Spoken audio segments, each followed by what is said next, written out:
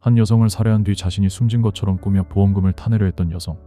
그녀는 어떻게 다른 사람의 신분을 훔칠 수 있었을까? 2010년 6월 17일 새벽 한 여성이 의식 없는 상태의 여성을 데리고 급히 부산의 한 병원 응급실을 찾았습니다. 하지만 안타깝게도 그 여성은 병원에 도착하기 전 이미 숨진 상태였습니다. 사망한 여성은 1970년생 손혜연 씨. 사인은 급성 심근경색으로 추정됩니다. 그런데 그가 사망한 후에도 그를 찾는 가족은 아무도 나타나지 않았습니다. 결국 손 씨를 병원으로 데려왔던 지인이 가족을 대신해 장례 절차를 진행했고 손 씨는 그렇게 쓸쓸한 죽음을 맞았습니다. 그런데 2달 뒤 보험사의 한 통에 전화가 걸려옵니다.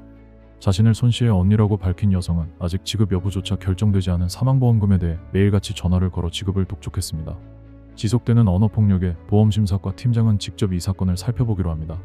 손 씨가 가입한 사망보험금은 2억 5천만 원, 수익자는 어머니로 돼 있었습니다. 사망 당시엔 나타나지 않았던 가족들이 장례 이후에 나타나 보험금부터 요구한다는 점에서 보험사는 강한 의문을 느꼈습니다.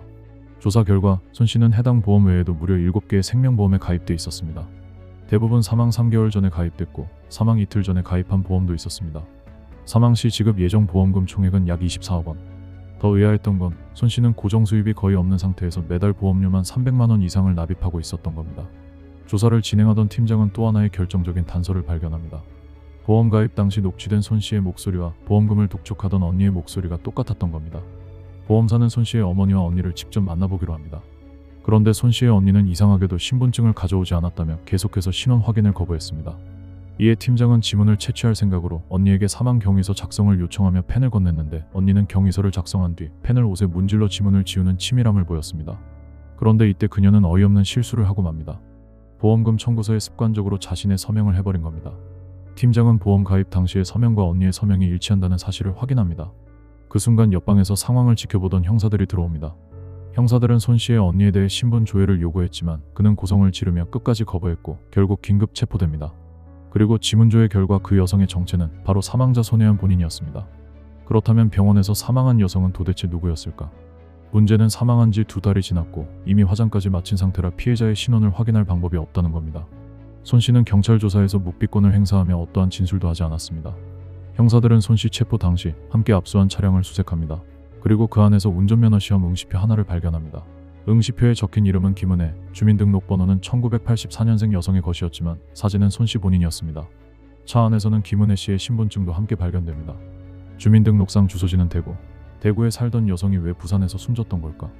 은혜 씨는 대구의 한 여성 노숙자 쉼터에서 생활하고 있었습니다. 이 쉼터는 가정폭력이나 경제적 사정으로 집을 떠난 여성들이 모여 지내는 곳이었습니다. 쉼터 사람들과 4년을 함께 지냈다는 은혜 씨는 유난히 아이들을 좋아했다고 합니다. 2010년 6월 16일 은혜 씨는 부산의 한 어린이집에 취업하게 되면서 쉼터를 떠나게 됩니다. 저녁 7시경 은혜 씨를 데리러 온 어린이집 원장은 바로 손 씨였습니다. 쉼터 사람들의 축하를 받으며 떠난 그날 밤 은혜 씨는 지인에게 마지막 문자를 보냅니다. 그 문자를 끝으로 연락이 끊겼습니다. 시신이 없어 수사가 난항을 겪던 중 중요한 단서가 발견됩니다. 디지털 포렌식을 통해 손 씨의 컴퓨터가 복원됐습니다. 그 안에는 범행 전 검색한 기록들이 남아 있었습니다. 사건 발생 2달 전부터 살인 방법과 독극물, 사건 발생 전날에는 질식사를 검색했습니다. 그중 가장 많이 검색한 건 살충제 메소밀이었습니다. 수사 과정에서 손 씨에게 7년 동안 교제해 온 13살 연하의 남자친구가 있다는 사실도 드러납니다. 그는 얼마 전 손 씨가 이혼녀이며 딸까지 있다는 사실을 알게 됐고 헤어질 것을 요구했습니다. 손 씨는 그를 붙잡기 위해 임신했다는 거짓말을 하고 상속받은 유산 20억 원이 있다며 해외로 나가 살자고 제안했던 것으로 드러납니다. 하지만 손 씨는 당시 무직 상태로 자동차 렌트비만 월 90여만 원, 월세 대출 이자까지 고정 지출만 매달 320만 원 이상이었습니다. 손 씨는 24억 원의 보험금을 노리고 7개의 생명보험에 가입한 뒤 자기 대신 시신이 되어줄 대상을 물색합니다. 사건 발생 3개월 전 손 씨는 대구의 한 여성 노숙인 쉼터 카페에 글을 올립니다. 자신을 부산에서 어린이집을 운영하는 사람이라고 소개하며 자립 의지가 있는 분에게 일자리를 제공하고 싶다고 했습니다. 그리고 쉼터 목사를 통해 은혜 씨를 소개받았습니다. 2010년 6월 16일 손 씨는 직접 대구로 내려가 은혜 씨를 데려옵니다. 다음날 새벽 메소밀이 섞인 맥주를 마신 은혜 씨는 차 안에서 숨졌고 손 씨는 그를 병원 응급실로 데려가 자신이 사망한 것처럼 서류를 접수합니다. 평소에 심장이 좋지 않았다는 말로 급성 심근경색이라는 사체검안서를 받아낸 뒤 손 씨는 장례 절차 없이 곧바로 화장을 진행합니다. 화장을 하려면 보호자가 필요하다는 말에 손 씨는 평소 알고 지내던 폐지 줍는 할머니에게 10만 원을 건네며 고인의 어머니 역할을 부탁합니다.